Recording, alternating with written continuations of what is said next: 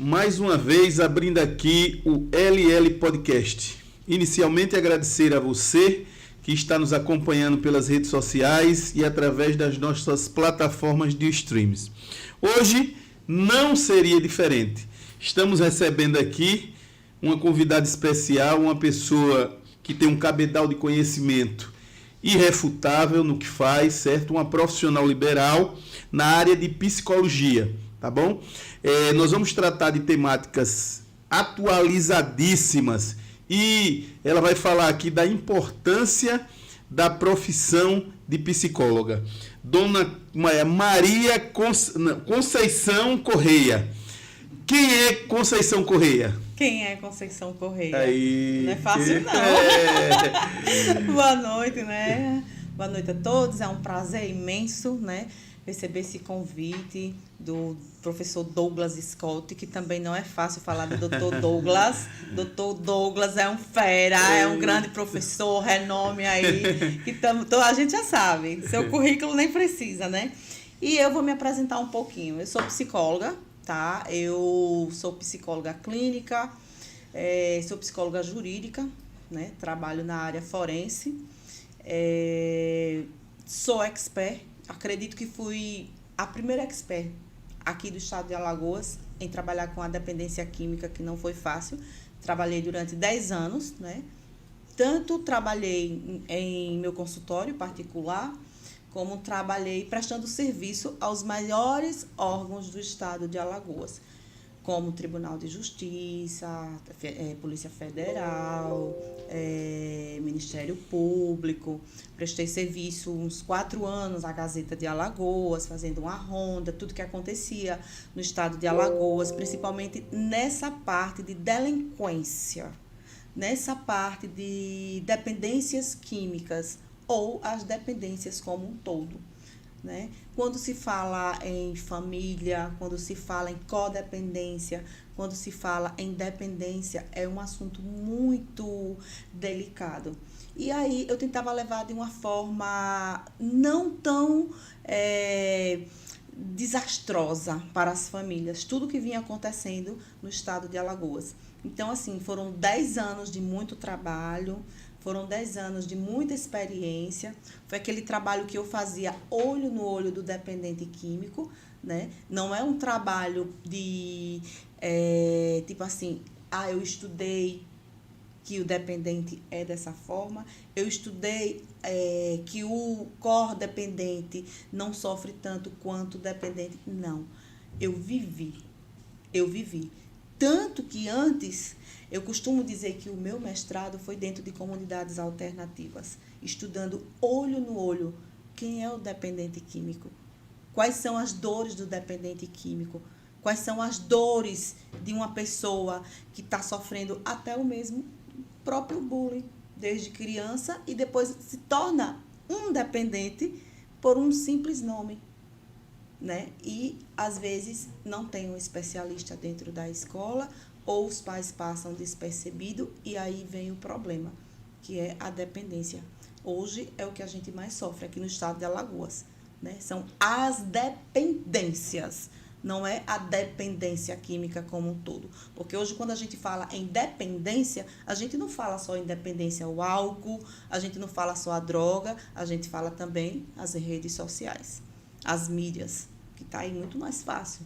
Está bem mais fácil do que até o próprio álcool, né? Do que até as próprias drogas. E por aí a gente vai começar. Então, essa é Conceição Correia, né? Hoje eu tenho uma TV de utilidade pública, porque até me perguntam, como assim trabalhar com psicologia clínica, psicologia jurídica, psicologia forense, trabalhar com dependentes químicos, e hoje você ser dona de uma plataforma digital que hoje ela já é internacional, inclusive temos parceiros até em Portugal, tá? E simplesmente a gente ajuda a população carente a levar informações que muitas pessoas que estão lá nas periferias passando determinadas situações poderiam ter acesso mais acessível.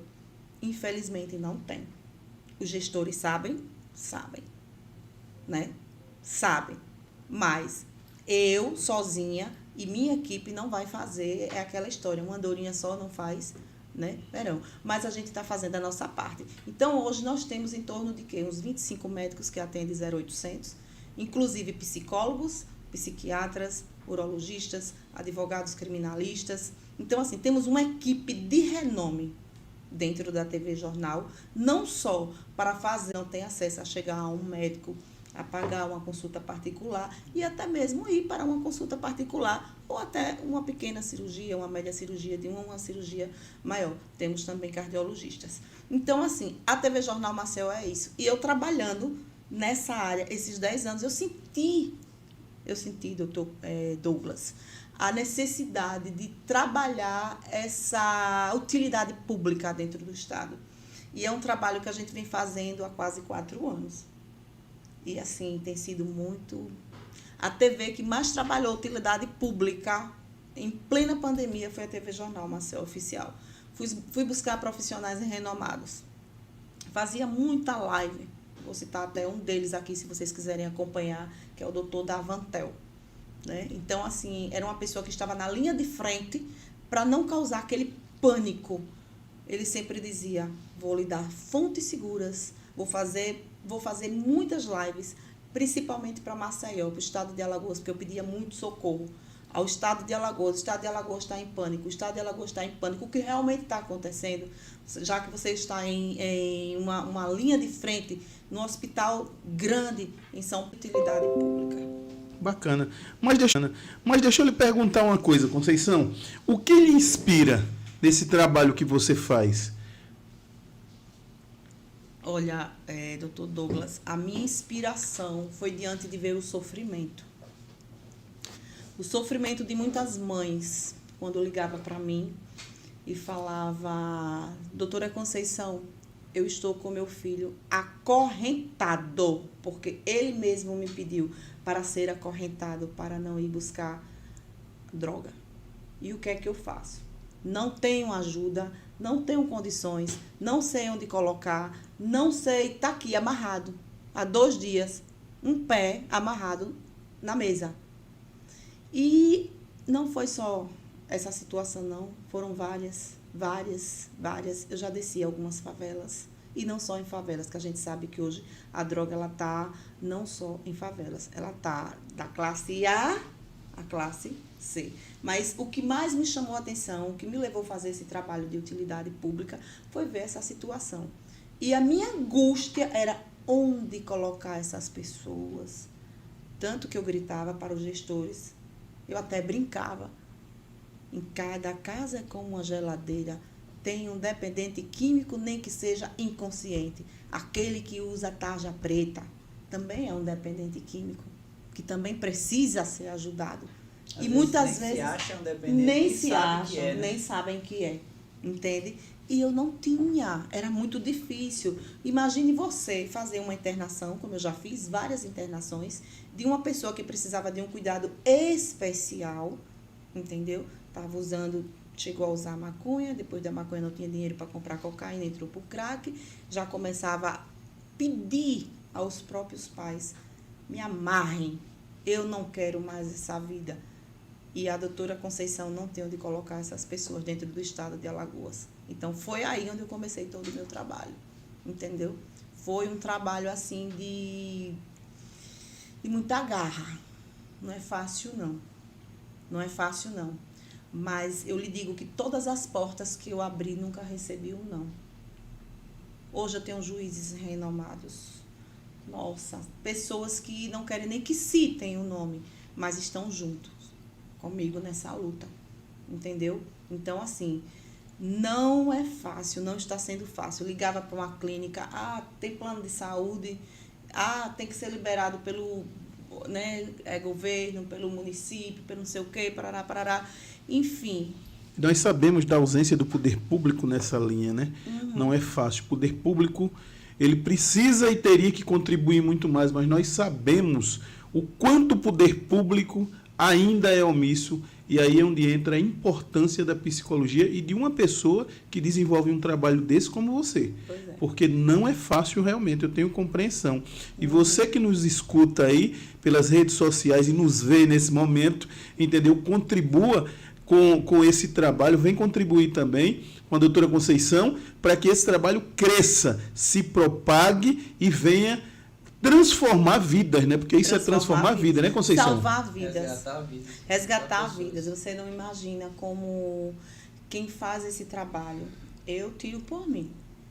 Eu consigo deitar e dormir em paz. Quando eu salvo pelo menos uma vida por dia. Sabe? É incrível.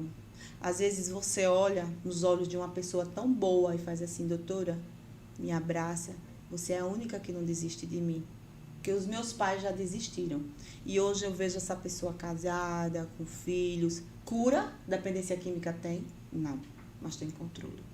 Né? É tipo uma diabetes. É tipo uma pressão alta.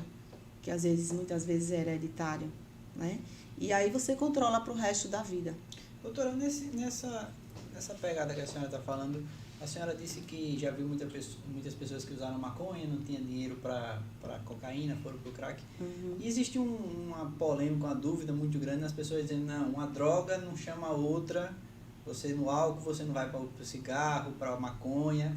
Qual a opinião da senhora sobre isso? Tá errado. Vivência Tá errado, porque a própria ciência, ela explica. Tá? Geralmente, a gente observa muito assim, o adolescente, aquele adolescente que nunca bebeu. Uhum. Vou lhe dar só esse exemplo. Às vezes é um adolescente muito recatado. É um adolescente que ele é ansioso, ele é tímido. E aí ele sai com os amiguinhos. Aí ele começa uma dosezinha de uísque. Naquela dosezinha só precisa uma. Você já começa a ver ele rindo. Você pode observar. Sente em qualquer barzinho. Não precisa ser um psicólogo, não precisa ser um analista, não precisa ser um psicanalista para análise. Qualquer pessoa pode observar. Ele começa tomando um copinho de uísque, dali o segundo ele já levanta, ele já quer dançar. Uhum. Se ele não tem, ele tem assim dificuldade de conseguir uma namoradinha, ele já começa a procurar.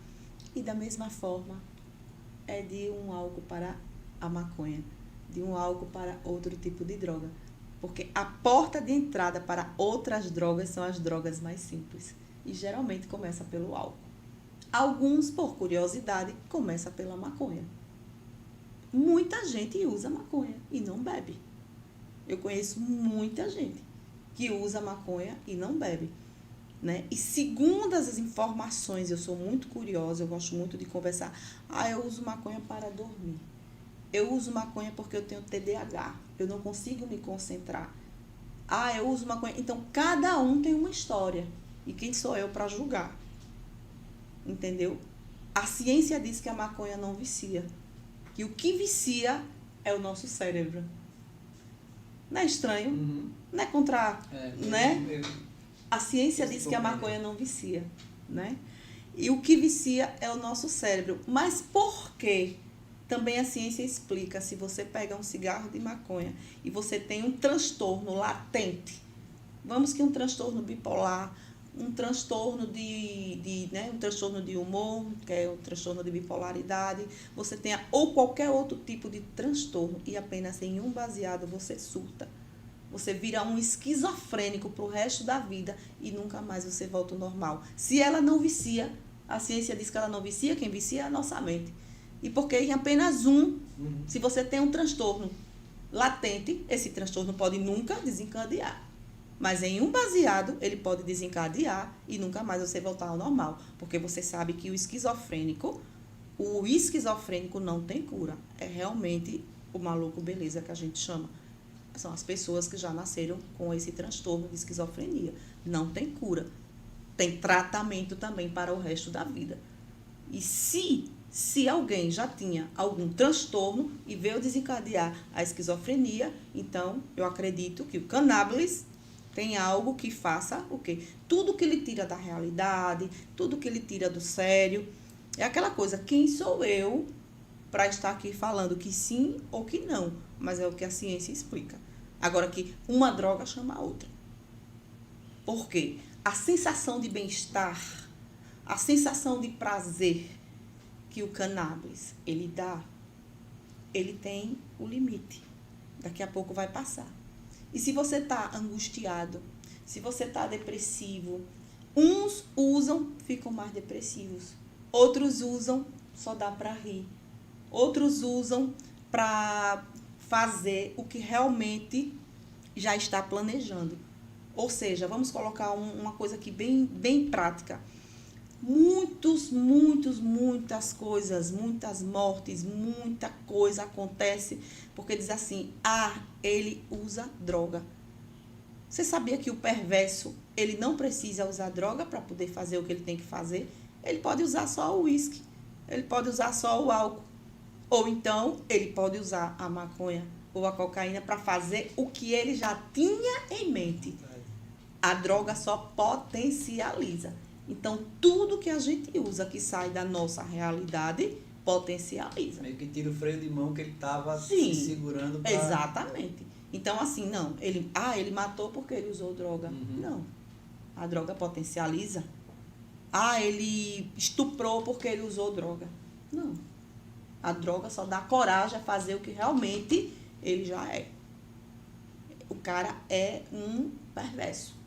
Traços de psicopatia, quando você vai ver, é um cara que já teve na infância uma mãe estuprada, já viu o pai maltratando, batendo, enfim, ele tem algum trauma. Até porque sabemos que o psicopata, ele não nasce psicopata, ele se torna psicopata. É tanto que a gente não pode dar um laudo de uma criança, que a gente sabe que tem traços de psicopatia, mas a gente não pode chegar para um pai e dizer, seu filho é um psicopata. A gente sabe que não é normal. Aquela criança que está ali, pega um balde de água, aí pega um gatinho, um pintinho, deixa eu brincar com ele. Aí vai e coloca dentro e quando vai borbulhando, morreu. É normal? Isso é normal? Um comportamento de uma criança? Geralmente a gente vê a criança, tão lindo, tão bonitinho, entendeu? Então, além de vir os traços psicopáticos, porque todos nós temos. Então, dependendo do ambiente, ele vai aguçar. Aí a gente pergunta, doutora Conceição, vocês podem até me perguntar, por que você tem traços psicopáticos? Por que o doutor Douglas tem traços psicopáticos? Porque nós somos neuróticos. Anormal é se não formos neuróticos. E Freud explica muito bem. Traços psicopáticos é aquele que a gente diz, você matou sua mãe em pensamento. Você fala, eu nunca. Mas em alguma vez você já teve raiva, inconscientemente desejou algo. Tá entendendo? São traços psicopáticos. É inconsciente. Muitas vezes a gente faz, porque nós somos 90% também inconsciente. E agimos pela inconsciência. A gente não age 10% consciente, 90% até é onde entra o id, o ego e o superego. Né? O ego, vou fazer. O id é aquele cãozinho, faça. E o superego vem cobrar depois porque você fez. Então, nós somos neuróticos, é normal. Muitas vezes chamamos todos os tipos de palavrão. Raiva, angústia, ódio. Um amigo de trabalho lhe faz um mal. O que é um traço de psicopatia? Você me paga. A gente não fala. No momento da raiva, a gente não vai fazer o que um psicopata faz. Mas é traços psicopáticos ou não é? Você me paga, ou eu ou você. Naquele momento de raiva sai o que o inconsciente, o impulso, né? O que o nosso ego, a gente vai aliviar o nosso ego, às vezes com palavras que depois até a gente se arrepende.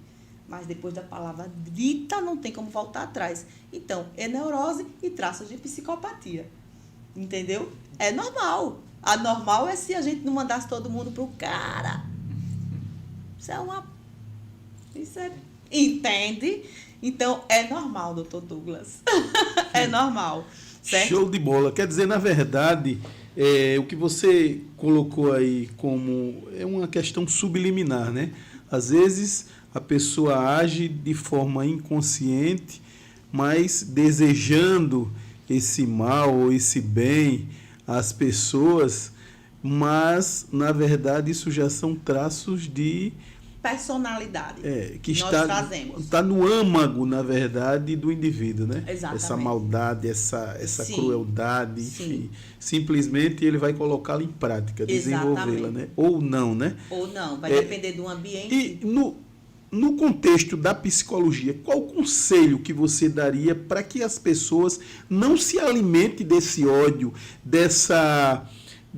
eu diria, dessa carga negativa que venha a levá-las ao álcool, à droga, a essas atitudes subliminares que eventualmente também causam mal a quem carrega? Certamente Exatamente. vai trazer consequências danosas espiritual, entendeu? Eu diria até fisiologicamente, entendeu? Porque nós somos corpo e mente, entendeu? Então, o que a senhora diria? Qual o conselho, enquanto psicóloga? Dr. Douglas e Bruno. Dr. Bruno, né? Dr. Bruno. Então, muito boa a sua pergunta, sabe? É uma pergunta assim de extrema relevância para quem está nos ouvindo. Eu ainda aposto muito na família. Perfeito, perfeito. Tá? É uma palavra muito forte, que hoje a destruição é muito grande, né? Quando a gente fala essas pessoas, aquele nosso amigo, quem nosso filho está namorando, quem são as raízes, quem é a família, ainda pesa muito nessa pergunta que você me fez. Duas coisas que eu acredito pesar: família e fé. Perfeito. Família e fé. Porque tudo vai depender do ambiente em que você convive. Tem uma premissa antiga que diz que nós somos 50% de tudo que nos permeia, né? Exatamente. Tá aí. Então, se você já tem uma predisposição à perversidade, ou seja, sabe aquela criancinha que nasceu ouvindo tiros, os pais se escondendo, a mãe se escondendo, quando chega às 5 horas da tarde não posso mais colocar a cabeça na rua porque vai ser tiroteio. Então, essa criança já viu várias crianças estendidas na rua ali, porque quando eles entram invadindo, eles não querem saber, né? Aquele mata-mata. Então, assim, essa criança, a probabilidade dela desenvolver a perversidade é maior do que uma que está ali na família. Inclusive, na maior instituição que nós temos, que muitas vezes eles passam mais tempo com os professores, é onde nós vamos chegar, na escola, do que mesmo com os pais. Então, se eles têm pais que são controlados, pais que não bebem, pais que não usam droga, pais que ensinam independente de qualquer religião, mas a essa criança, a esse adolescente saber que existe um ser supremo que ele tem que temer, que ele não é um ser livre, ele não é um passarinho que pode voar e fazer tudo o que quer. Então, ainda existe essa possibilidade. É fé e família. Família, estrutura. É muito importante para um adolescente a presença da família, principalmente da mãe e do pai. Enquanto muitos hoje estão dando prioridade mais ao trabalho. Até para acompanhar, né? Até para acompanhar, infelizmente, o mundo atual. Ou você acompanha, né? Ou para não frustrar também o seu filho que tem que estar de iPhone, tem que estar de iPad, tem que estar com Apple Watch, certo? Infelizmente, os pais deixam de dar assistência, de ver como está o seu filho no quarto, se está chorando, se está abatido, se comeu, ou pelo menos, pai, faça uma refeição por dia com seu filho, pelo menos o café da manhã, antes que seu filho vá para a escola, entende? Como está meu filho? Como está a sua escola? Como estão os amigos? O que precisa da mamãe? O que precisa do papai? Pelo menos o eu te amo livra muita coisa. Entendeu? Então, é fé e família. Uma família desestabilizada, você tem 85% para ter filhos desestabilizados. E uma família estabilizada, você tem 90% a ter filhos estabilizados. Porque eles não vão ter só o temor ao Ser Supremo, como também eles temem ainda a vovó, o papai, entendeu? A mamãe, enfim, a família. Perfeito. Doutora, entrando agora num tema mais atual, né, que estamos vivendo um tempo bem complexo nas escolas, esses ataques que estão acontecendo aí, e a gente queria saber a opinião da senhora sobre algumas situações relacionadas a isso. Hoje pela manhã, eu saindo de casa, passei por algumas escolas, e surgiu até essa pergunta no nosso ciclo, que hoje pela manhã várias viaturas policiais estavam na frente das escolas, certo? Guarda Civil, polícia mesmo, Sim. Na frente das escolas. E surgiu uma questão de como a criança vai observar essa situação da polícia na escola. Porque muita gente vê a polícia de forma de pânico, uma certa hostilidade, que normalmente a polícia chega quando aconteceu alguma coisa não agradável, vamos dizer assim. Com certeza. Então, como é para a criança ver essa situação? E mais importante também, assim, vendo com nossa audiência, como o pai pode ajudar a criança a entender o papel da polícia naquele momento, né? a prevenir, para ela não ter reações negativas a isso. Olha, e quero não é uma coisa que muita gente está dizendo que é necessário nesse momento, esse policiamento mais ostensivo. Eu acredito que o mais necessário é o diálogo dos pais com os filhos, dos professores com os alunos e das autoridades, né? Fazer de uma forma que não gere esse caos. Inclusive, eu trouxe aqui a importância de um profissional da área de psicologia também dentro da escola. A gente vai começar com prevenção, porque não adianta, tá acontecendo isso, acontecendo aquilo, e a gente não trazer o quê? O que é que se pode fazer para que essa criança não entre em pânico, esse adolescente não entre em pânico, para que os nossos filhos não queiram ir até para a própria faculdade, porque agora está até nas faculdades, né? Então, eu trouxe aqui, a importância da psicologia na escola. O psicólogo escolar deve prestar atendimento para alunos, pais, professores e demais funcionários. Isso aí, um psicólogo é de extrema importância dentro de uma escola. Eu não vejo uma escola funcionar sem uma equipe multidisciplinar. Até para o quê? O professor, às vezes, ele está apto a descobrir um TDAH. Porque a gente sabe que o TDAH, quando ele é descoberto na infância, então, assim, todo TDAH, ele tende a evoluir. A evoluir o quê? Quando você entra na puberdade, a mocinha já entra o quê?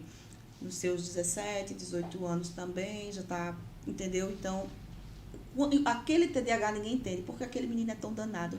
Porque aquele menino é disperso. Imagine um psicólogo descobrindo lá no início um TDAH, essa criança, todo TDAH, ele tem predisposição a entrar álcool, droga e depressão. Eu gostaria de acrescentar, porque eu sei que a senhora tem muito a falar a respeito dessa temática, mas eu queria acrescentar uma coisa aqui. É fato, com base no que o doutor falou, que nós estamos vivendo momentos sombrios. Isso é fato. A psicologia, ela sempre foi importante. Mas eu acho que diante desse cenário que hoje estamos vivendo, inclusive por conta, que fique registrado, por conta da evolução, da velocidade que nós estamos vivendo no mundo hoje. Nós temos a informática que, pelo amor de Deus, nós temos as redes sociais. Sim. E nós temos, acima de tudo, a propagação da violência através das redes sociais, coisas que não tínhamos há anos atrás. Verdade. Então, isso tudo nos levou a momentos sombrios, que nos levam, eu acho, agora, a compreender a importância da psicologia no mundo de hoje, com base no que a senhora está dizendo aí.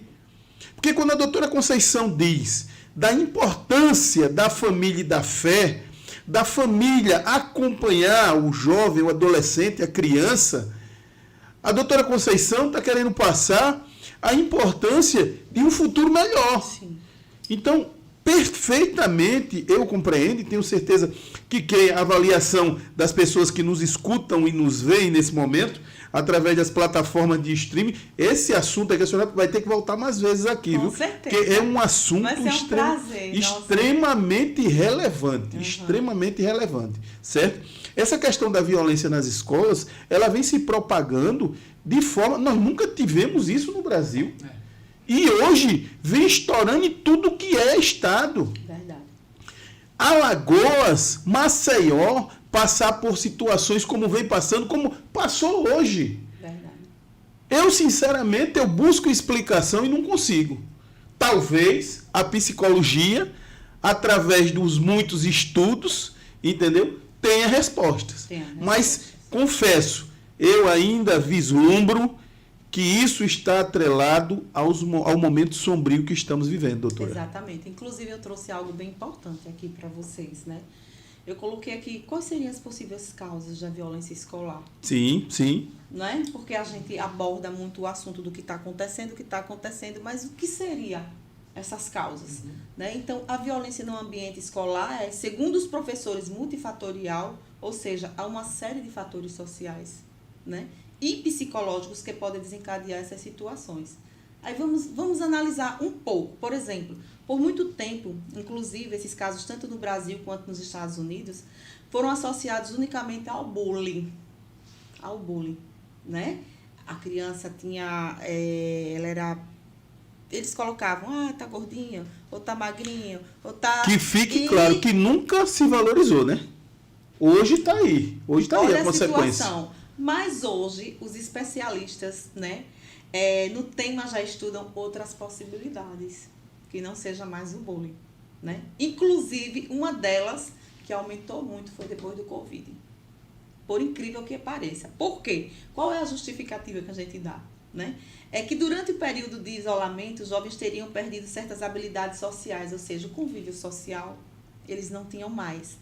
Então, como a abertura do diálogo, respeito às regras e o controle das emoções para piorar com o retorno das aulas presenciais, olha o que acontece.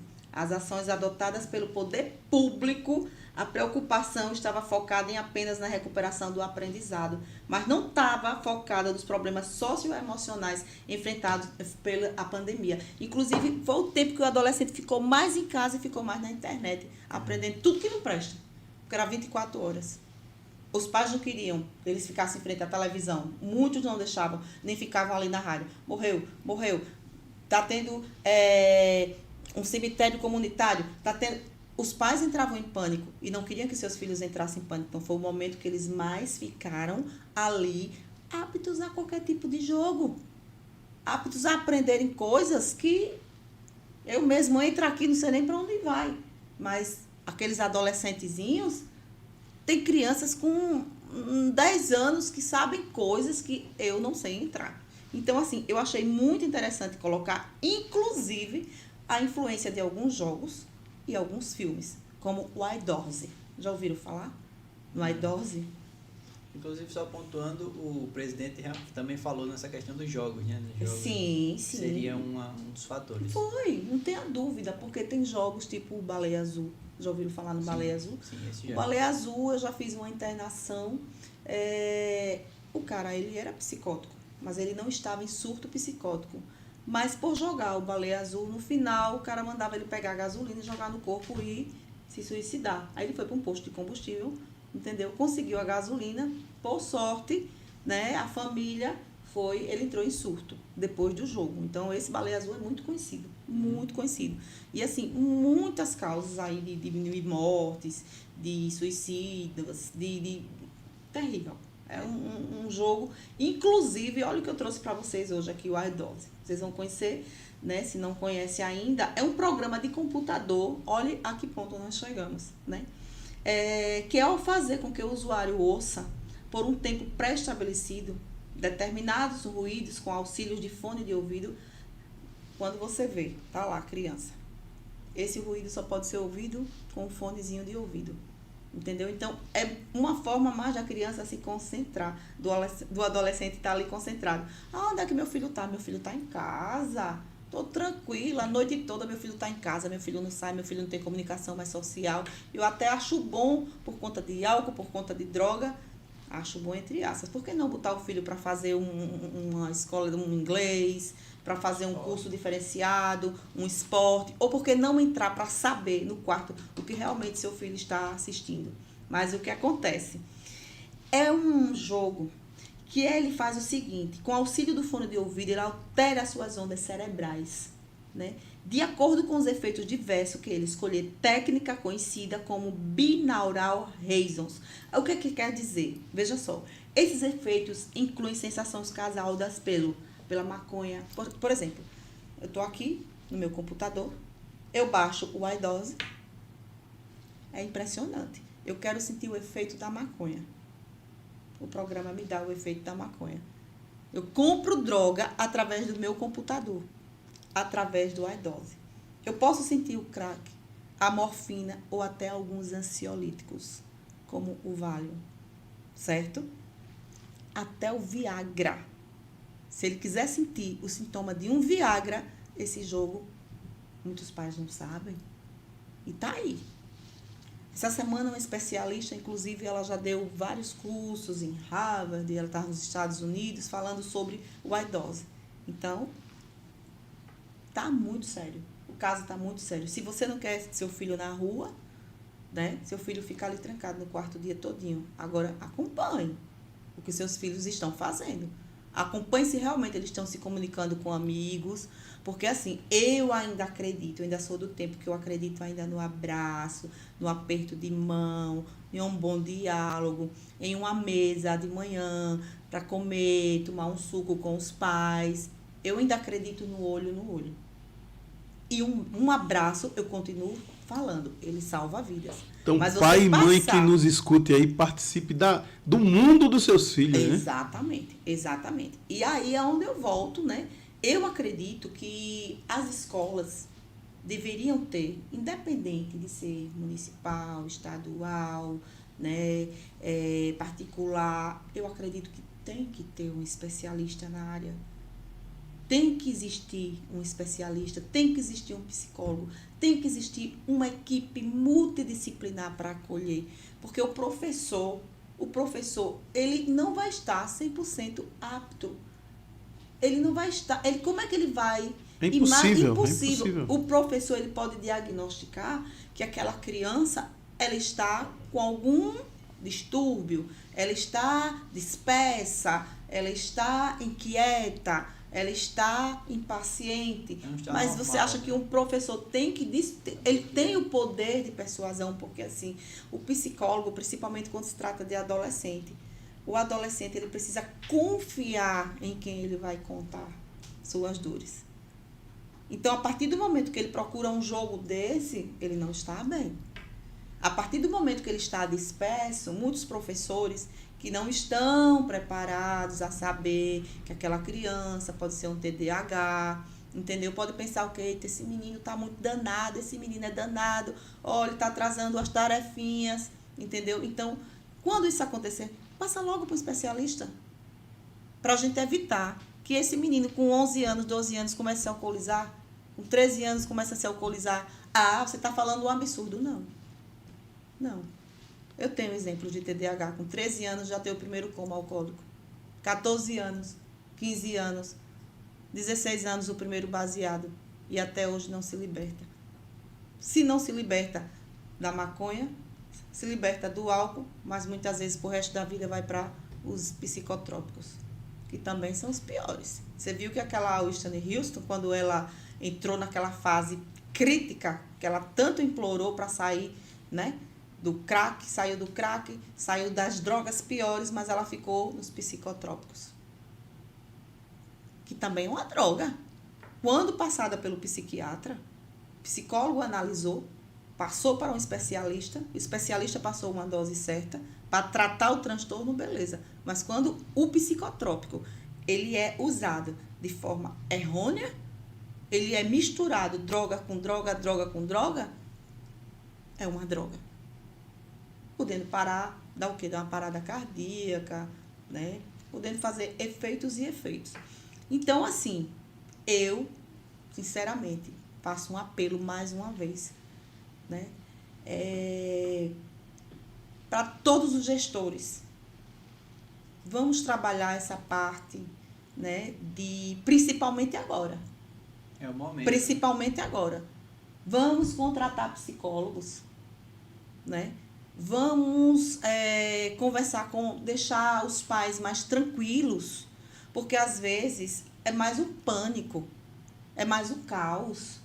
Se você tem profissionais especializados a saber o que realmente está acontecendo com a cabeça desses adolescentes, desses jovens, entendeu? E também, assim, lógico, a gente não pode deixar as nossas escolas, né?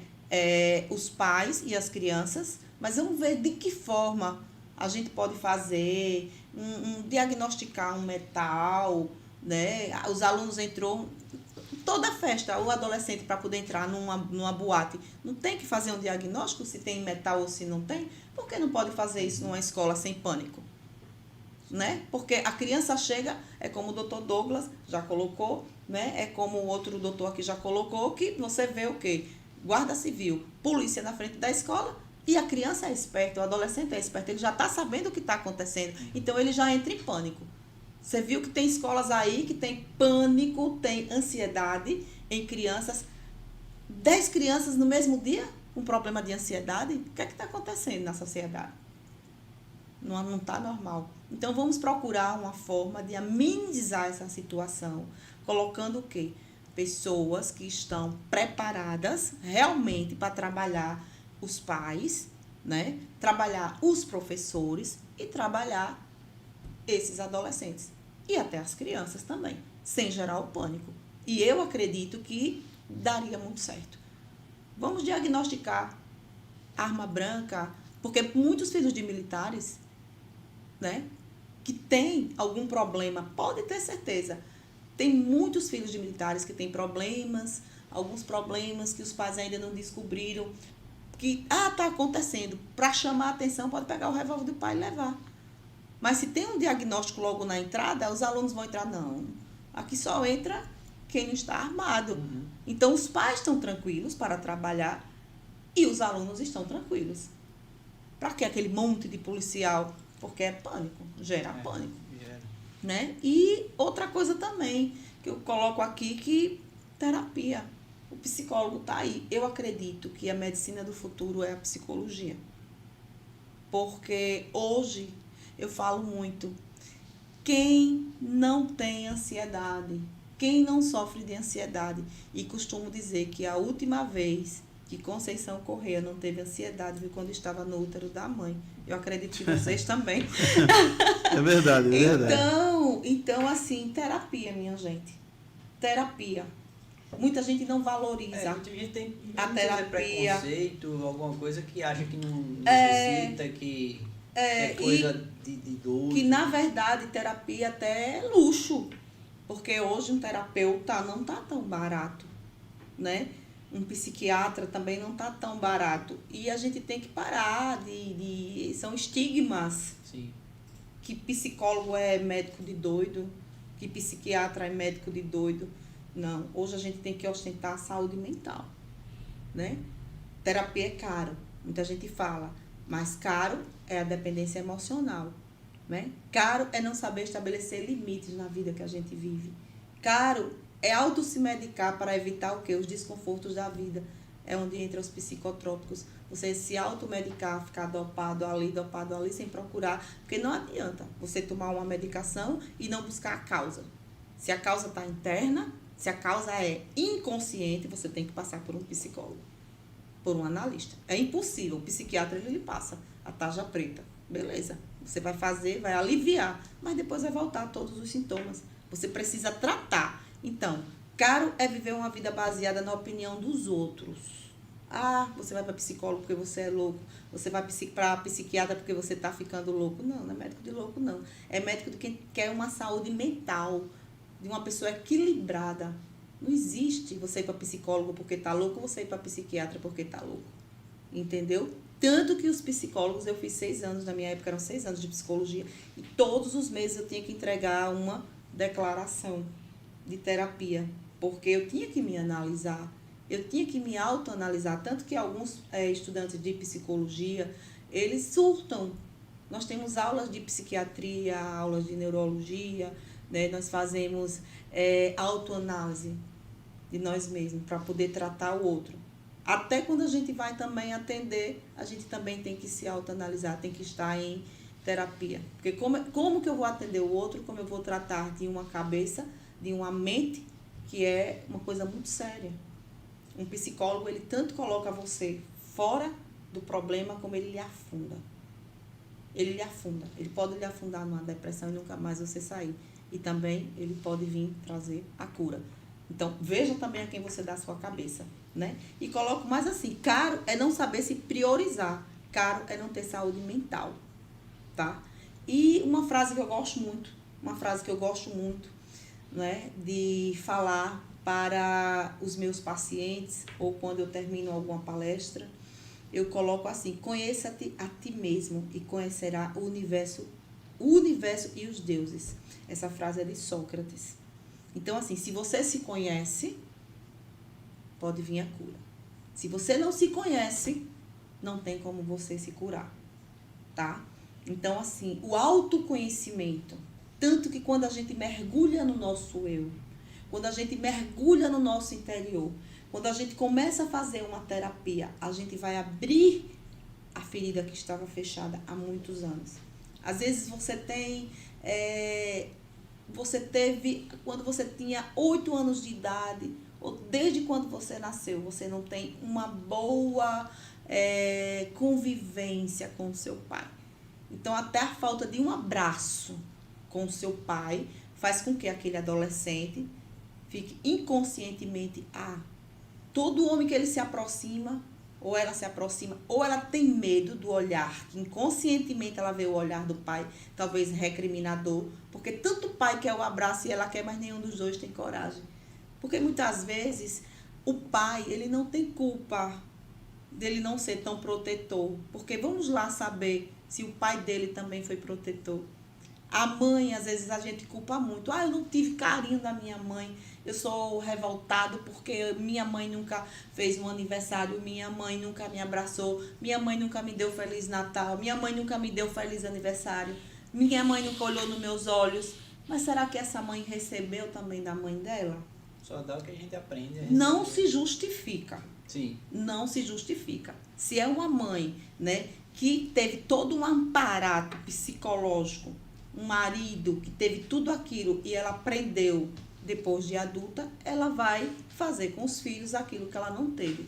E se ela não teve esse aparato? Se no casamento dela também foi só sofrimento, o que é que essa mãe, ou vice-versa, o pai também, às vezes entra nesse sofrimento, vai passar para seus filhos? Então é isso. É isso aí. A psicologia, eu percebo que hoje ela está muito em voga. Logicamente que é o inverso desse rótulo que se criou, né? Essa questão de psicólogo é para louco não existe. Na verdade, eu acho que o psicólogo é para quem é equilibrado. Exatamente. Porque esse sim vai saber e compreender da importância de ter uma mente sã. Perfeito. Entendeu? Fazer uma autoanálise, de respirar antes de responder, uma briga de trânsito, ele vai respirar 2, 3 vezes para poder ele agir, às vezes até um policial, ele está armado, mas se ele está buscando o autoconhecimento, se ele está buscando o equilíbrio, né, ele pode livrar ali, né, nós temos agora, depois desses lamentáveis episódios que aconteceram e se propagam pelo Brasil inteiro, um estudo a nível nacional agora para adoção de algumas medidas. Já existe, inclusive foi apresentado recentemente, dentro desse estudo que está sendo feito no nosso Senado, lá no Congresso Nacional,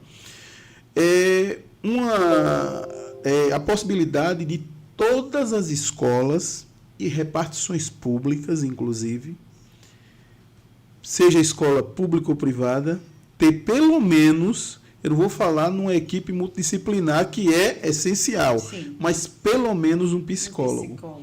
Então, fica a dica aí para o nosso governador, para o nosso prefeito JHC, para sair na frente, entendeu? Projeto de extrema necessidade, visibilidade para o restante do Brasil. Entendeu? Então, vamos dar a oportunidade das nossas crianças, das famílias, da sociedade alagoana e maceoense ter mais tranquilidade, entendeu? Para o turista que nos visita. Então, vamos abrir as portas aí, procurar o Conselho de Psicologia para justamente trazer esses profissionais para que eles desenvolvam e trabalhem as nossas crianças, trabalhem as famílias, porque nós sabemos da importância do psicólogo, nós sabemos do quão é importante no relacionamento conjugal, enfim. Então o psicólogo ele tem tantas atribuições que certamente irá trazer benefícios para uma sociedade mais saudável,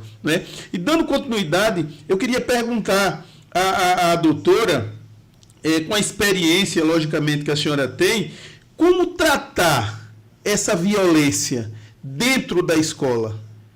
Porque, veja, é um problema que a sociedade absorve que vem de casa. Porque essa criança, seja por bullying na escola, ela leva e lá ela se fecha porque não tem os pais ou os familiares participando do mundo dela. Porque certamente, se o pai identifica, como a senhora mesmo colocou, da importância de acompanhar, de participar desse mundo, ele vai procurar uma forma de abrir uma porta para essa criança se libertar. Mas na grande maioria, nós não temos isso. Então, é um problema que sai de dentro de casa para a escola. Então, como identificar? Muito bem. Como tratar? Como tratar isso nesse ambiente? Só existe uma solução. Né? Os nossos governantes têm que agir.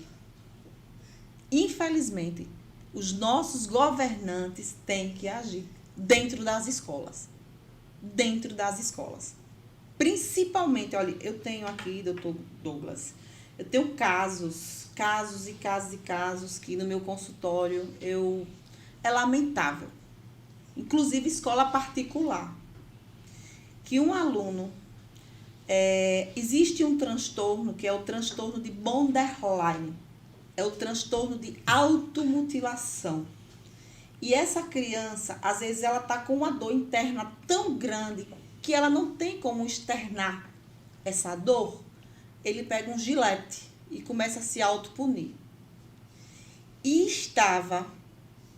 agora parou um pouquinho. Foi uma revolução, né? Mas a qualquer momento pode voltar.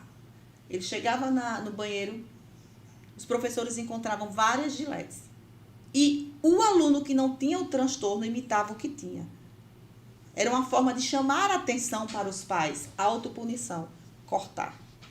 Se você olhar os braços, são todos cortados. Isso é um transtorno de borderline. É uma forma de aliviar a dor. Tem que ser tratado. O borderline está entre a esquizofrenia e a neurose. Então, assim, tem momentos que ele está fora da realidade, tem momentos que ele está dentro da realidade. E nesse corte, ele pode acertar a veiazinha. E ali, morrer. E cadê o psicólogo dentro da escola? Então, não tem outra alternativa. E isso não foi um aluno, nem dois, nem três. E quem não tinha a própria borderline, quem não tinha o próprio transtorno, começava a imitar quem tinha, também para chamar a atenção. Estava com problema em casa, estava angustiado, perguntava ao amigo por que ele fazia aquilo. A única coisa que ele sabia explicar era o quê? Aliviar a minha dor. Aí o outro ia e se cortava também. E já era moda. Você chegava na escola, o que os professores encontravam de gilete, esses alunos se automutilando. Então não tem, doutor Douglas, outra alternativa. Psicólogos dentro da escola. Principalmente, não é aquele psicólogo para falar assim, não, o psicólogo vai fazer uma reunião, uma reunião mensal, uma reunião semanal. Não, o psicólogo tem que estar dentro do colégio. O professor observou qualquer alteração no comportamento do adolescente ou da criança, já passa logo para um especialista.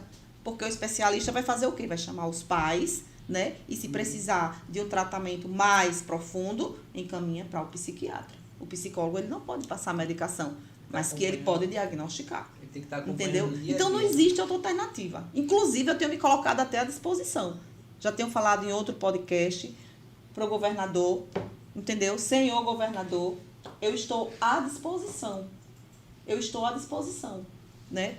Estou à disposição, estou no meu consultório, trouxe aqui meu consultório, quem quiser me procurar, né? Me procurem, porque vou deixar meu número aqui com vocês também. Mas assim, eu estou para somar. Sim. Inclusive na minha TV, na TV Jornal Maceió Oficial, que é de utilidade pública, né? Psicólogos que quiserem somar junto, pode vir, né? A gente tem toda uma estrutura de diálogo, de conversa, de como esses psicólogos vão receber essas pessoas, vão tratar essas pessoas. Inclusive, eu vou ter psicólogos, sim, que vai tratar 0800. Agora é aquela história, a gente não vai poder fazer milagre. Eu preciso da ajuda, sim, né, dos governantes. E eu estou aqui fazendo um apelo, né? Eu estou à disposição e tenho certeza que muitos amigos psicólogos também estão à disposição, estão preparados e capacitados para trabalhar com tudo que está acontecendo na nossa sociedade em Maceió, até porque Maceió hoje é uma cidade turística, a cidade está muito bonita, é uma cidade que está, nossa, a gente realmente, né, não tem o que falar, a gente chega na orla, a orla muito bonita, muito turista, muito navio, mas já pensou, se começa esse caos, se essa forma de agressão dentro da escola, já pensou que Deus a livre comece a acontecer em outros locais, então vai afastar. Então, antes que aconteça o pior, vamos nos precaver, porque a precaução ainda é a melhor forma. Falando em precaução, doutora Conceição, qual é o papel dos pais e da comunidade em geral na prevenção da violência nas escolas? O papel dos pais, olha, na verdade, os pais já confiam muito quando as crianças vão para a escola. Muitos, não sei se vocês já ouviram falar, que muitos dizem assim, graças a Deus. Está guardado. Está guardado, né? Graças a Deus, estou livre, pelo menos o horário da tarde, para trabalhar ou para fazer um trabalho. Muitas vezes os pais são autônomos. Então, assim, os pais, você vê que qual é a primeira instituição? Querem transferir a responsabilidade para os professores. Que, na verdade, não é? Os professores não são obrigados. Não são obrigados. Eles já estão ali para cumprir o papel deles de professor. Que muitas vezes o aluno passa mais tempo com o professor do que com os próprios pais. É verdade. Mas é impossível, porque o professor também ele tem os problemas dele. Ele também tem seus filhos, ele também tem sua família. Então, o professor ele pode ser mais observador, né? A gente chama atenção para que o professor observe mais o seu aluno. Mas diagnosticar realmente é complicado. Entendeu, doutor Douglas? É verdade. E qual o papel fundamental do psicólogo na prevenção da violência nas escolas? O papel é prevenir, é o diálogo, é reunião com os pais. O que é que você está percebendo nos seus filhos? É alertar os pais. Porque antigamente, ainda existia, eu não sei se hoje tem, aquela reunião de pais e mestres.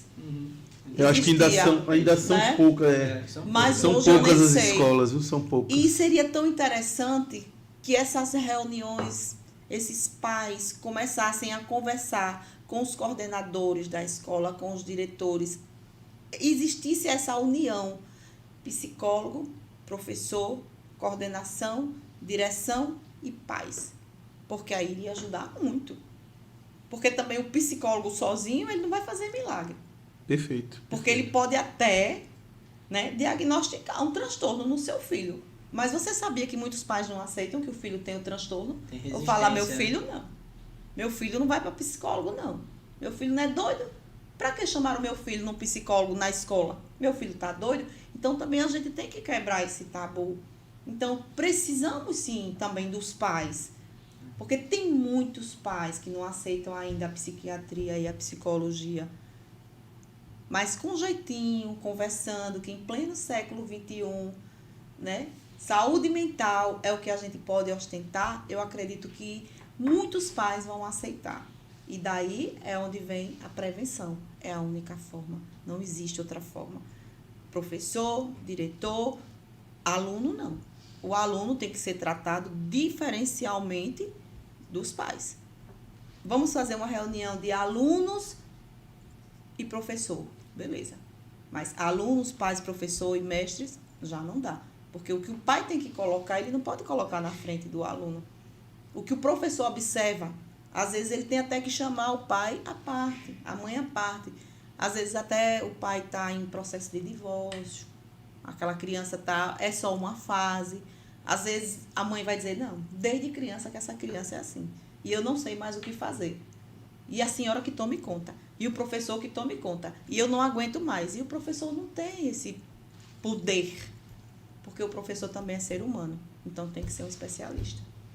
Doutora Conceição, a senhora acha que o emocional de uma criança pode levar a essas consequências quando existe uma falta de estrutura familiar, ou seja, quando falta essa interação entre os pais, esse feedback, esse amor, ou seja, um ambiente de conflito. Sim. Que a criança ela tende a absorver isso? Sim, mas a maioria dos casos que eu mesmo peguei em meu consultório, nesses 10 anos de atendimento, geralmente é família, não é outro caso. Por incrível que pareça, às vezes uma palavra de um pai que ele ouviu para a mãe, um conflito de pai e mãe, às vezes estão dormindo separados, palavras bruscas. Eu tenho aqui uma assim, é muito sério que eu vou colocar para vocês, por incrível que pareça. Tinha um paciente, né, que ele falava assim, doutora, meu pai não estava bem. Meu pai espancou minha mãe. Meu pai me olhou mal. Meu pai, eu não fiz nada. Eu não fiz nada. E por que meu pai tá tão grosso comigo? Eu não fiz nada. Por que ele espancou minha mãe? O pai já estava com problema de trabalho, problema financeiro, enfim. Descontou na mãe, descontou no filho. Aí o que foi que o filho fez? Pegou uma arma branca. Foi para Ponta Verde. Chegou na Ponta Verde. Depois ele me contou, porque eu já tinha muita afinidade com o meu paciente. Ele disse, o primeiro olhar que for o olhar do meu pai, eu meto a faca. E ele fez. Saiu de casa com a arma branca, furou, friamente. O primeiro olhar, ele disse que o cara olhou para ele com um olhar que ele lembrou o olhar do pai. Tudo que o pai tinha feito com ele, você vê o quanto a desestrutura familiar, o quanto a falta de quê? Um pai, uma mãe sem estrutura, o que pode causar em um filho. Talvez ele queria fazer isso no pai?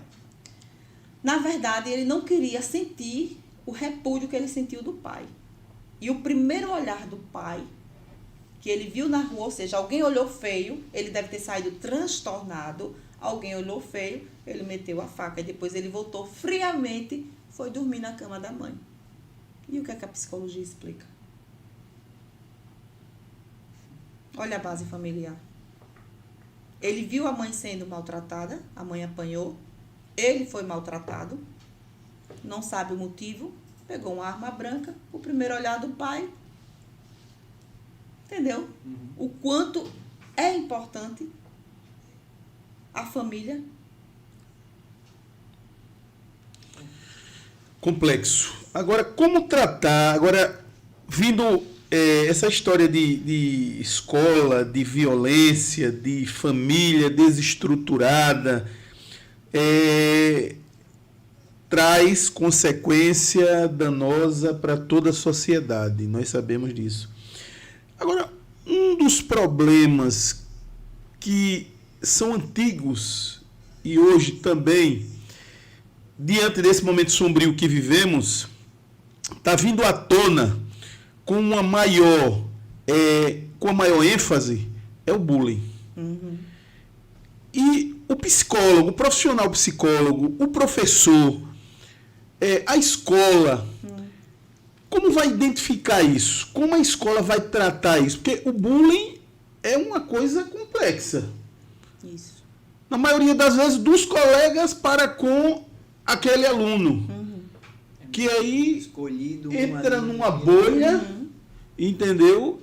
E como é que vai tratar isso? Como a psicologia vê isso hoje? Só complementando, doutora, tem muita gente que diz que na minha época isso não tinha, isso era Não apelido existia, né? e tal, mas isso não se aplica, né? Não. Na verdade, a gente vê muito bullying dessa forma. A criança, ela muitas vezes, ela tem uma certa afinidade com os pais. Então, ela vai chegar em casa contando. Meu amiguinho tá me chamando disso, me chamando daquilo, né? Fica mais fácil os pais irem até o colégio e tomar as providências. E ali pode até encerrar. Mas quando eles não têm uma certa afinidade, o que é que acontece? Eles vão criando uma certa raiva. Uma certa raiva. E se essa criança tiver uma estabilidade, aí a gente volta de fé, emocional, na família, ele vai ter temor de fazer algo. Porque ali, ele está ali. Você me paga. O primeiro que ele olhar, você me paga. O segundo, você me paga. Então, chega um momento que ele não suporta mais. É aí onde acontece o pior. Ele não tem. O professor, é impossível, às vezes, o professor notar que ele está sofrendo bullying. A não ser que seja uma coisa aberta, né, algazarra dentro de sala de aula. Aí o professor pode tomar as providências. Mas se for uma coisa à parte, na hora do intervalo, na hora que ele está saindo, às vezes até porque aquele aluno se veste melhor, é um aluno mais que sobressai, mais na sala de aula, e outros são mais pacatos, então começam... São coisas que a gente não tem como prever. A gente só sabe de uma coisa. Se o professor observar que aquela criança está diferente o comportamento, passa para o profissional. Os pais observaram, a criança não quer falar, conversa com o professor. O professor não está sabendo o que está acontecendo, leva seu filho a um terapeuta. Aí você me pergunta, e se os pais não puderem levar esse filho ao terapeuta, ou se na escola não tiver o terapeuta? Aí é onde entra o caos. Mas não existe outra saída. Só um profissional. Que se diga a importância de um terapeuta, de um psicólogo na escola. A escola precisa criar uma estrutura, porque um só é complexo. Você pegar uma escola que tem 400, 500 alunos, exatamente. Um profissional só exatamente. É complicado. Não tem como, né? Então, tem que haver uma escala de psicólogos dentro da escola. E outra coisa, o psicólogo também não vai fazer milagre, não. O psicólogo, ele tem que estar sempre também se atualizando, né? De que forma trabalhar esses adolescentes. Porque não está de brincadeira. Você vê que cada dia tem uma droga diferente, cada dia tem um jogo diferente, cada dia tem formas deles manipularem o próprio psicólogo. Olha, para você ter uma ideia, tem alguns transtornos que o adolescente acredita na própria mentira. Imagine, um psicólogo diagnosticar que ele está acreditando na própria mentira. Ele pode chegar e dizer que está fazendo isso, aquilo, e na verdade ele não está fazendo nada daquilo. Então, o psicólogo, né, o terapeuta, ele tem que estar sempre se atualizando também, para estar apto para ver que existe também a mentira nos olhos do seu paciente. Porque também ele pode chegar e dizer, não, vamos passar esse adolescente para um psiquiatra para fazer uma medicação, não. Às vezes ele só está imitando alguns amigos. Ele só está querendo chamar a atenção. E muitas das vezes, os adolescentes só querem chamar a atenção. Eles só querem só um abraço. Eles só querem uma pessoa que diga, olha, eu estou com você. Às vezes os pais estão passando uma fase difícil financeira, mas ele tem um amigo que faz, o meu pai também já passou. Ele desabafa, né? O convívio social é muito importante. Mas quando ele se cala e fica aqui só no computador o dia todinho, vai para a escola, aí vem o bullying, né? vai para a rua, encontra... Não tá fácil. Você viver hoje com o ser humano não tá fácil. A gente sabe que a cada esquina existe um psicopata. Já ouviu falar, doutor Scott? A cada esquina existe psicopatia. Imagine esse adolescente se deparar com situações que eles não estão preparados psicologicamente para enfrentar esse mundo. Tem que ter uma base. Ou na escola, ou na família. Se não tem na família, tem que encontrar na escola. Se não encontrar na escola, tem que encontrar na família. Ou nos amigos. Às vezes ainda existem amigos, né? Pais de amigos que ainda chamam, vem cá, tô vendo que você não está bem, converse comigo. Ainda existe, né? E quando não existe? E quando não existe essa situação de sintonia, de saber, de olhar no outro, porque a gente conhece uma pessoa quando ela está deprimida. O olhar fica muito distante. Geralmente o indivíduo fica muito disperso. É muito difícil passar despercebido. Então tem algo errado, né? Então vamos nos unir de alguma forma, né, para que o pior não aconteça. E como estão os colégios em Maceió, Alagoas, quanto a ter um profissional? Realmente eu não posso lhe responder no momento porque eu estou por fora de como está, né, como estão as escolas. Eu acredito que muitas escolas têm sim psicólogos. Eu acredito que muitas. A gente só está aqui, né, pedindo para as que não têm, as que não têm um fixo, porque o certo não seria um psicólogo por semana, um psicólogo 2 vezes na semana, ou 3 dias na semana. Não, tem que ser diariamente e mais coisa, do que um, né? Exatamente. Além de mais que um, assim, um saiu, outro entrou. Um saiu, outro entrou. Né? Enquanto tem aluno, né? Enquanto tem professor. E outra coisa, professores agredidos. A semana passada a gente viu que saiu aí uma notícia que um aluno com arma branca foi pego, né? E aí o policial parou e falou, por que essa arma branca? Não, aqui não são para os alunos, aqui é para o meu professor. Entendeu? O negócio está sério. Então, é prevenção. De todos os lados tem que existir essa prevenção. Seria muito importante que o próprio conselho visitasse as escolas no sentido de fazer uma parceria para colocar esses profissionais dentro das escolas, porque diante desse momento sombrio que estamos vivendo, mais uma vez eu reitero, entendeu? É de fundamental importância, logicamente, a disseminação desse trabalho preventivo, desse acompanhamento, entendeu? Por profissionais dessa área, entendeu? Porque nós não sabemos onde vamos chegar, onde a nossa sociedade vai chegar. Porque, veja, nós estamos vivendo um momento de total dependência. As crianças estão dependentes das redes sociais. Literalmente. Os adultos estão dependentes do celular. Ninguém vive mais sem estar nas redes sociais aqui. Porque você vai num restaurante, às vezes até minha esposa me chama a atenção, senta um casal, aí é um de lá e outro de cá. Nem conversam. Entendeu? Então, essa dependência... A alienação total, né? Ela tomou conta da sociedade de modo geral. Então, se nós não tratarmos isso hoje, se nós fizermos uma análise fria, onde vamos chegar amanhã? Onde a nossa sociedade vai chegar? Eu acredito, doutor Douglas, que o conselho, acho que ele não tem esse poder, sabe, de ir até escolas, ver o que é que está precisando. Eu acredito que tem que partir mesmo dos nossos governantes. Não, contrato. O que eu estou dizendo é o seguinte, veja, eu não estou dizendo que o conselho, eu estou falando isso como a OAB, como os outros conselhos de modo geral. O que eu estou falando é o seguinte, veja, o Conselho de Psicologia visitar ou criar uma comissão de psicólogos, porque visitar é factível, entendeu? Não há objeção nenhuma. Verdade. Visitar as escolas, fazer um levantamento, ver quais as escolas já adotam essa prestação de serviço e mostrar da importância. Veja, contratar ou não a faculdade da escola.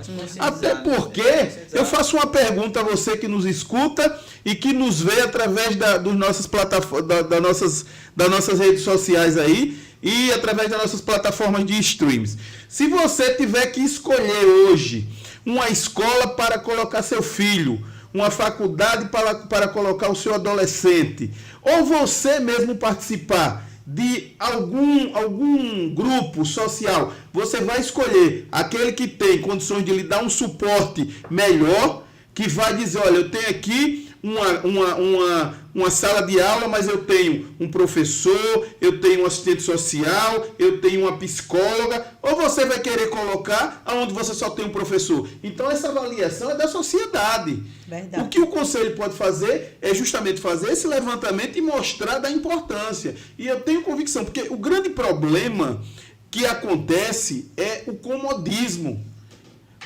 Se você não vem a mim, eu também não vou a você. E a sociedade sangra com isso. Sofre, de né? modo geral. Entendeu? Nós sofremos, de modo geral. Ai, o caos. Então, olha aí o pânico. Então, é isso que eu estou dizendo. A importância do conselho, nesse momento, se insurgir.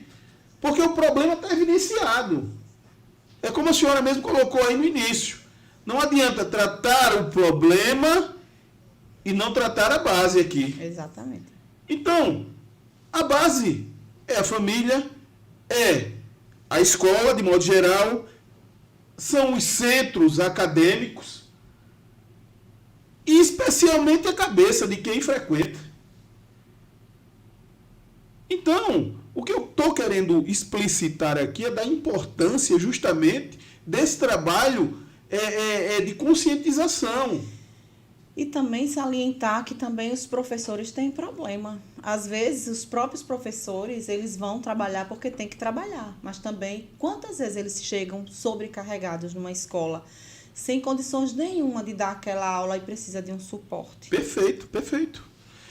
Temos pergunta para a doutora Conceição? Temos várias. O pessoal que está nos escutando aí, participou e participa agora, a doutora Conceição vai responder a vocês aí, viu? Nós abrimos uma caixinha de perguntas no YouTube que bom. No Instagram e surgiram perguntas sobre todos os temas, né? Mas a gente vai focar, como a gente já tratou bastante sobre a questão das escolas, vamos focar em outros temas também. A Juliana de Marcel perguntou como posso lidar com ansiedade no trabalho? Com ansiedade no trabalho. Então, eu fiz até uma brincadeira aqui, Juliana, falando que a última vez que não só a doutora Conceição Corrêa, como as amigas, como eu acho que o doutor Douglas, vamos mentir não aqui, né, minha gente? Quando foi que vocês não tiveram ansiedade, diga, pós-pandemia, né? Em plena pandemia, foi quando a gente estava no útero da nossa mãe. Porque lá a gente estava seguro, né? Ninguém mexia, não precisava se preocupar com o quê, minha gente? Né? Mas, Juliana, é o que eu aconselho. Eu aconselho a você buscar, primeiro, terapia, né? Primeiro passo é terapia, né? Porque a ansiedade, geralmente, ela tem uma causa. E depois da Covid, muitas pessoas ficaram numa situação de ansiedade, inclusive generalizada, sabe? E a ansiedade generalizada, ela tem que ter tratamento. Geralmente psicológico e psiquiátrico, através dos ansiolíticos. E também buscar um momento para respiração, um momento para meditação, se é que você gosta, né? Não ficar ouvindo fake news, porque isso é muito importante, né? Às vezes a gente abre aqui não é o Instagram, é o YouTube, tem muito fake news, né? Parar de ouvir tantas notícias ruins, né? Porque o nosso cérebro, na verdade, ele absorve. Então, procure buscar mais notícias boas, procure no seu ambiente de trabalho não falar de ansiedade nem de problemas, procure ler bons livros, procure estar sempre ao lado de pessoas positivas, tá? E buscar alternativas, né? Buscar um terapeuta, buscar, antes de dormir, desligue o celular 30 minutos antes, tome um chazinho, enfim. Porque a ansiedade, infelizmente, em pleno século XXI, é impossível eu falar para você que a gente não está sofrendo de ansiedade por tudo que passamos, mas vai passar. É o conselho que eu dou. Vamos lá. Lívia, ela perguntou, doutora, como saber se eu estou em um relacionamento abusivo? Abusivo? Olha, o relacionamento abusivo, ele se dá de várias formas, né? Inclusive quando a gente fala da codependência, tá? É muito boa essa pergunta. Como é o nome dela? Lívia. Lívia. Então, Lívia, você tem que se autoanalisar. Primeiro, se você já fez essa autoanálise, será que é um relacionamento abusivo? Porque algo fora da realidade do normal está acontecendo. Se isso está lhe trazendo algum transtorno no dia a dia, está atrapalhando o seu trabalho, está atrapalhando suas amizades, está atrapalhando sua alimentação, seu sono, então busque um terapeuta para poder analisar, né? E eu estou aqui, já deixei meu telefone. Daqui a pouco a senhora vai dizer aí suas redes sociais, seu telefone, já. Com certeza. Então é isso. A Mariana, ela perguntou como lidar com a depressão pós-parto. Olha, a depressão pós-parto é a pior depressão a ser tratada. É a pior. Por incrível que pareça.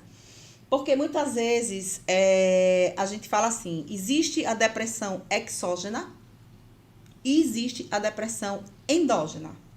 Então, a depressão exógena é aquela que vem de fatores externos, do dia a dia. Aquele que você vai acumulando estresse. E a exógena e a endógena são fatores como a gente fica perdendo ali. Os nossos hormônios vão diminuindo. Acabou a gente ficar praticamente com pouca serotonina e a gente engravida e vem o bebê e aí a baixa de serotonina vem a depressão pós-parto. E muitas vezes acontece assim, ou você não estava preparada para receber aquele bebê, ou às vezes aconteceu de você estar com o pai do bebê e ele acompanhar, né? E no final, mesmo assim, você não está preparada para receber aquele bebê. Alguma coisa, a gente tem que estudar o que aconteceu para fazer essa análise da depressão pós-parto. Mas assim, precisa sim de acompanhamento, né? Precisa-se de acompanhamento, depois de um acompanhamento psicológico. Muitas vezes é a depressão que eu falo, é a depressão endógena que precisa de medicamento para que o nosso organismo fique em homeostase, tá certo? Para poder você cuidar do seu bebê e sair dela. Demora um pouquinho, mas você vai ficar boa, se Deus quiser. Procura um bom profissional e aí você vai ficar boa. É uma depressão que ela dura mais um pouquinho, é uma depressão no qual você está mais frágil, é uma depressão que você precisa confessar o que realmente aconteceu, se foi no relacionamento, que você teve algum, ou você não estava preparada para receber esse bebê, ou estava e acontece. Acontece sim, porque o nosso organismo, a nossa mente é uma caixinha de surpresa. E pode acontecer, mas tem tratamento. Perfeito.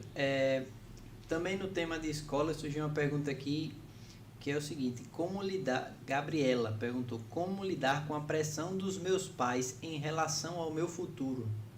A pressão dos pais em relação ao futuro. Olha, isso é muito interessante porque às vezes os pais, o sonho, eu vou colocar aqui um exemplo, o sonho do pai era ser médico. Como ele não pôde ser médico, então o sonho é que o filho seja médico. Mas será que o filho tem o dom de ser médico? Aí onde vem a pressão psicológica.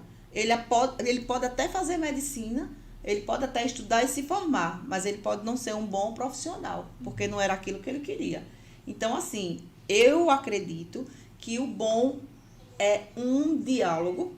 Vai, faz um testezinho de vocação, né? Vê para que seu filho tem vocação. Porque geralmente o pai sabe, olha, esse menino tem vocação para um bom psicólogo, um bom dentista, um bom médico, um bom professor. Então, assim... É brigão, vai ser advogado. Vai ser advogado, exatamente. Então, assim, não é bom essa pressão psicológica, sabe? Isso pode afetar, você pode até... Eu já vi muitos casos, né? Termina a faculdade, depois fiz porque os meus pais queriam, mas não é o que eu quero.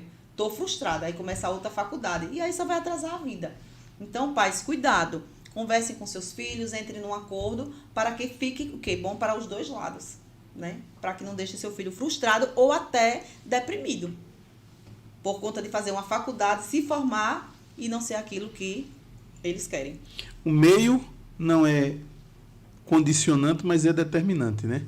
para muitas coisas. Então, quando você força a barra, entendeu? Geralmente você vai ter uma pessoa que extremamente Frustrada. além de frustrada, ela vai ser uma pessoa amarga no que Amarga, faz. exatamente. Não é? Porque quando você faz as coisas com amor, quando você põe amor no que você faz, certamente você fará. Vai sair bem feito. Pois é. Chegou um aqui interessante. É como lidar com o luto após a perda de um ente querido. Tá. Depois da pandemia aí, tivemos... Nós sabemos que o luto, geralmente, ele dura 6 meses, tá? Então, nessa elaboração de luto, nós psicólogos, geralmente, a gente pede um acompanhamento. Que você não viva, não elabore esse luto sozinho. Busque a ajuda de algum profissional que, com certeza, ele vai saber todo, porque assim, nessa elaboração de luto, aí primeiro vem o choro, a angústia, a ansiedade, a depressão. Então, pode vir tudo junto. E depois desses 6 meses, por incrível que pareça, até muitas vezes sem medicação, o luto vai embora. Mas durante esses 6 meses é importante, sim, um acompanhamento. Porque só o seu terapeuta vai dizer se você vai precisar de medicação, até para aliviar a angústia. Às vezes você não está dormindo. E às vezes é um ente querido tão próximo, que a dor é tão profunda que você não suporta passar sem um ansiolítico, passado pelo seu médico. Então, assim, busca ajuda. Primeiro passa por um psicólogo, conta os seus sintomas. Se o psicólogo achar que deve passar por um psiquiatra, vai.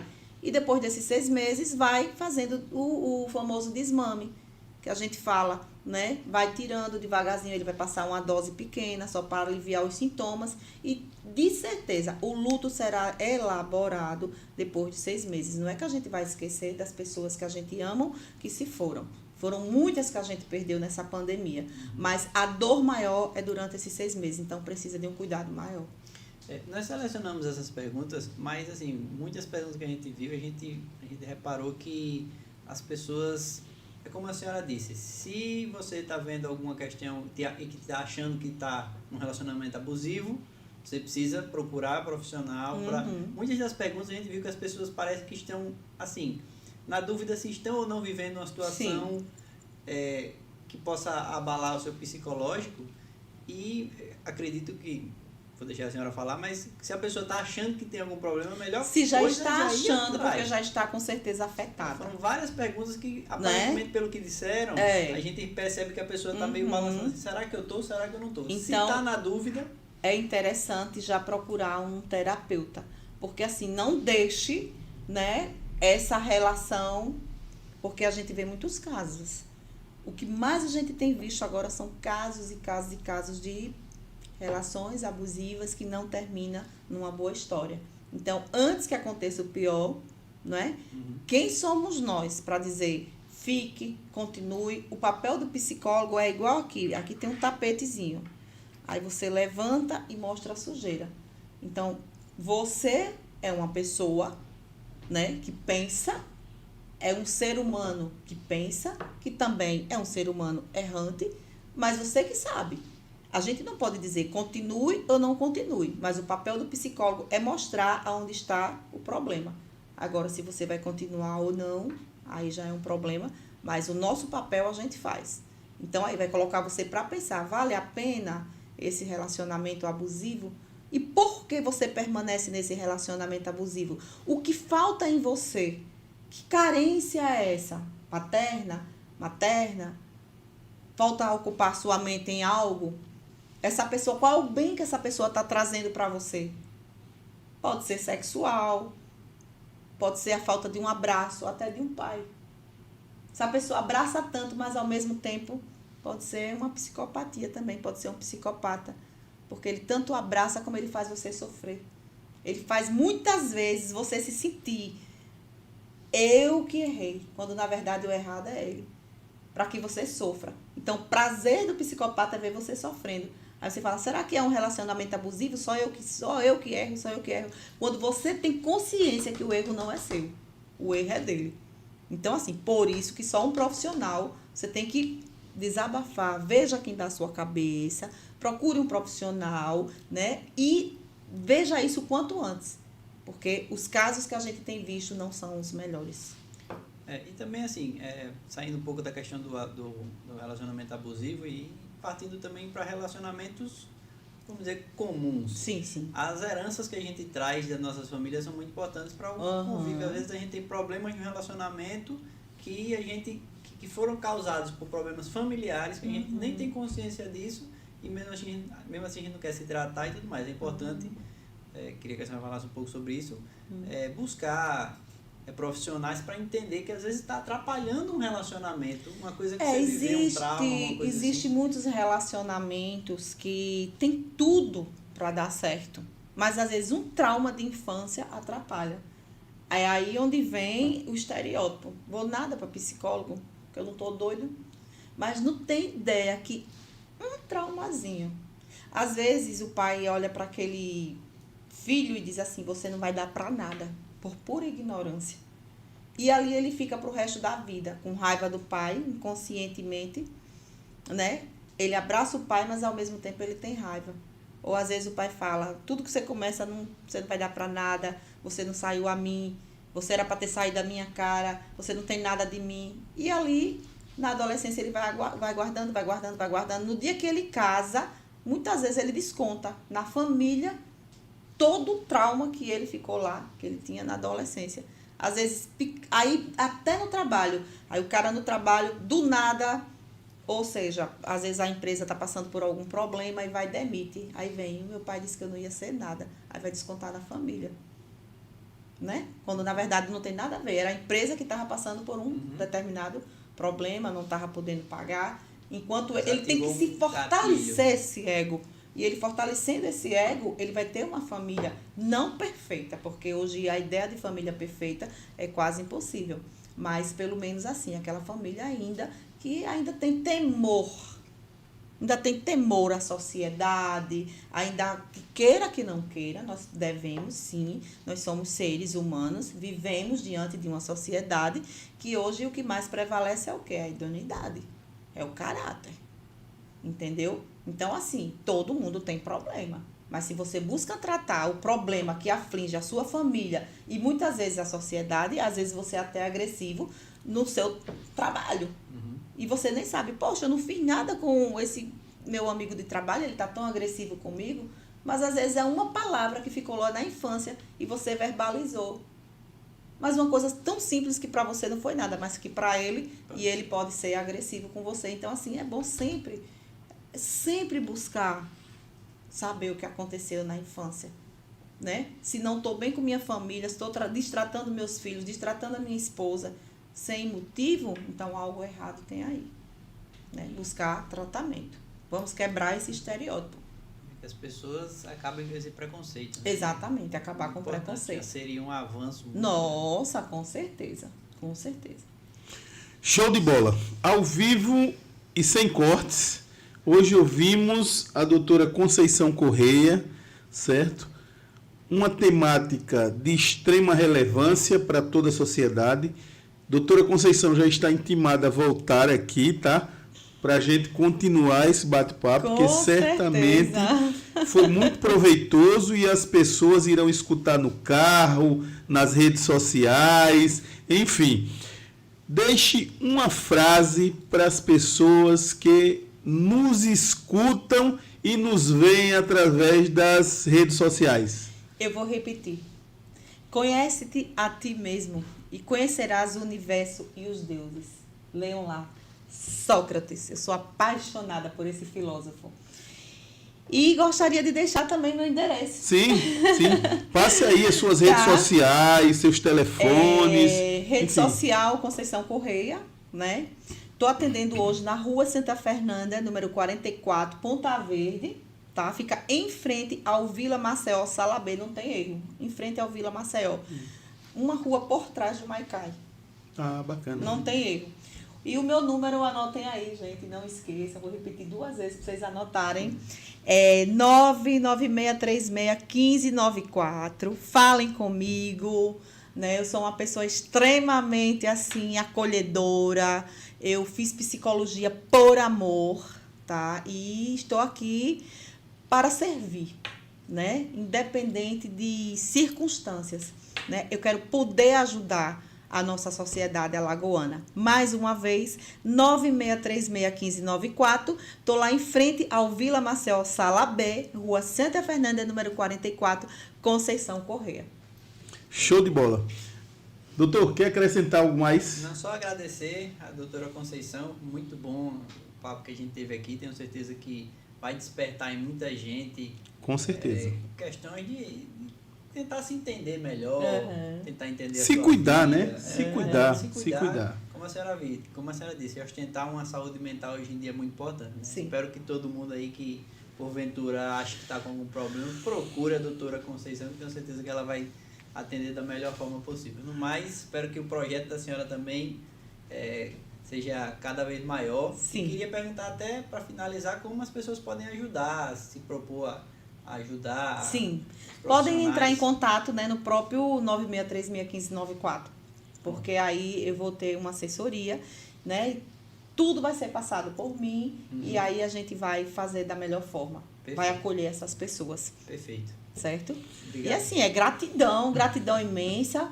Quero estar aqui em breve trazendo novos Claro, temas vamos lá, relevantes, vamos lá. né? Que sempre está acontecendo aqui no estado de Alagoas, né? Com o doutor Douglas. Nossa, amei estar com vocês. Foi um prazer, foi muito bom estar com vocês. Espero que em breve estarei aqui de volta. Com certeza. A satisfação é nossa e a avaliação é sua, tá bom? Forte abraço, estaremos aqui na próxima terça-feira, certo? Às 19 horas, com mais um LL Podcast. Que o próprio Cristo nos abençoe e até já!